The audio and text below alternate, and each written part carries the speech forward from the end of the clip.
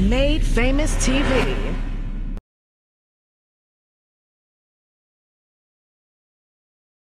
My name's Terrell Thomas. Do things hip-hop since 1987, these urban times. I'm connected to hip-hop in numerous ways, through media, making sure that artists and different labels get their work out to the masses, as well as marketing, helping to make sure that artists and different labels get their materials out to the masses so that we can enjoy them and all profit from the hip-hop industry.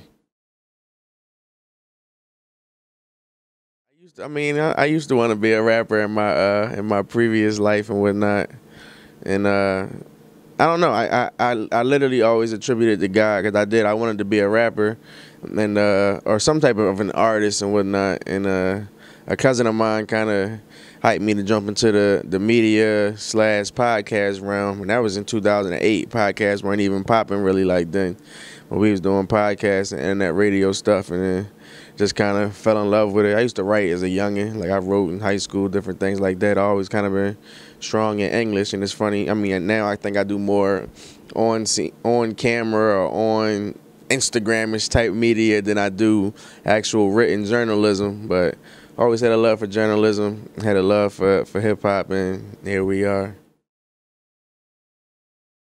Never really lose the love for hip hop, just because if I do feel like that, I can always go back and listen. You know, it's kind of timeless. So I might not necessarily dig, something that comes out today just per se. But I'm like, all right, if I don't want to hear this, I can go listen to some old Jay-Z or listen to some old Biggie or State Property or something like that.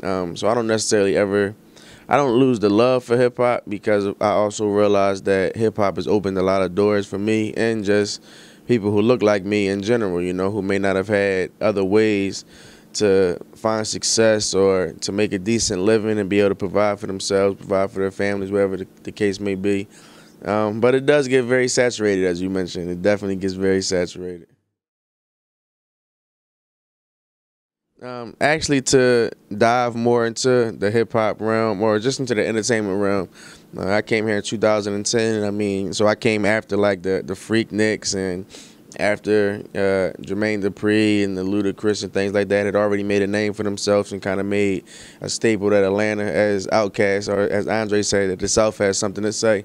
And it seemed like it would just be a better opportunity versus then Philadelphia. Although we had the State Properties and things like that, our entertainment scene at that time wasn't the biggest. Now, it's grown a lot since then with the likes of Kevin Hart and different things, but it's still unmatched. Atlanta's still unmatched, even I think in the eyes of the West Coast and like Hollywood and Los Angeles. That's a great market as well. But as far as urban entertainment and media is concerned, I think Atlanta's unmatched.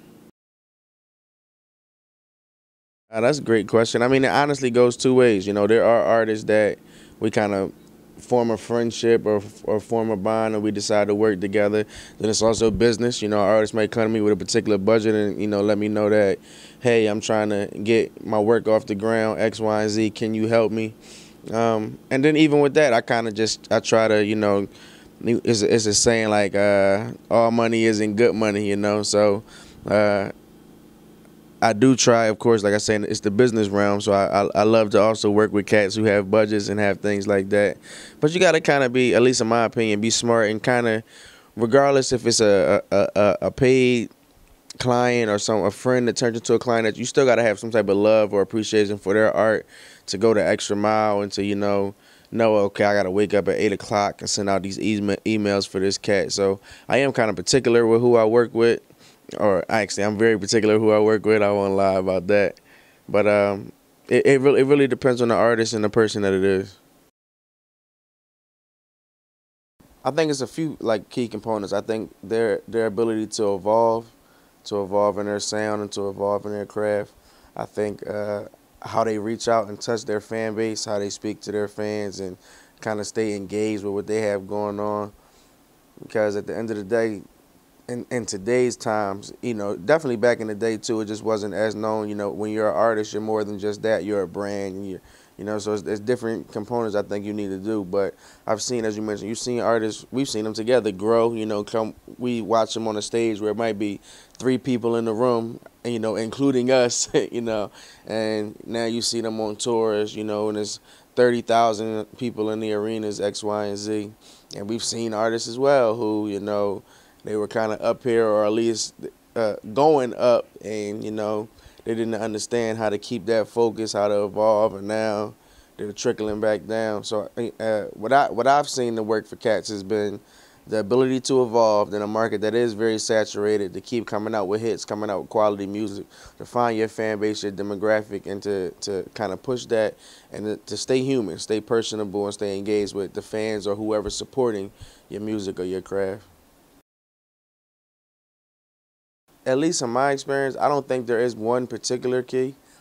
I do think all the things you mentioned are very key. You know, I've seen cats blow up from the social media realm. I used to be kind of against that. You know, oh, this cat is a social media artist. But then I've even learned myself, you know, if you're able to hold that audience and grow an audience there, that shows you may be able to sell records and things of that nature. I've seen the artists who have come across and they just got big checks and big budgets, but that is an easy way, you know, to get into certain rooms with labels or DJs to actually promote and push yourself.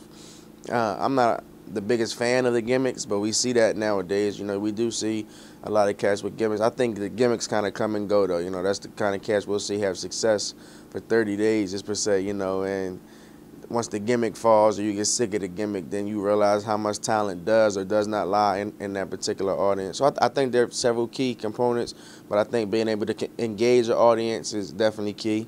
Being able to invest and have a budget, you know, for yourself is key as well. And being true, you know, just being true to yourself and your craft, because you may not have 1,000,000 people supporting your music, it may be 1,000, but if those 1,000 are truly dedicated to your sound, supporting you, buying your CDs, streaming your CD, or streaming your music, coming out to your shows, you'll still be able to find success and make a good profit. I try to always be professional. I think one thing too that, as you know, you mentioned a little while ago, there are several artists who I've helped bloom or have brought to life, you know, in the media realms, being here in Atlanta, and they've gone on to do wonderful things. I try to do timely work, you know, if it's an event on a Monday, I don't want to wait till a Thursday, you know, to put out the cat's content. Try to stay true to that as well. And I try to stay diverse also, so that, you know, I have value in different ways, you know, and not just hip hop, music. I mean, excuse me, movies, not just movies, you know, sports, so that I'm relevant in different spaces and where they see like the value of what I bring to the table as well.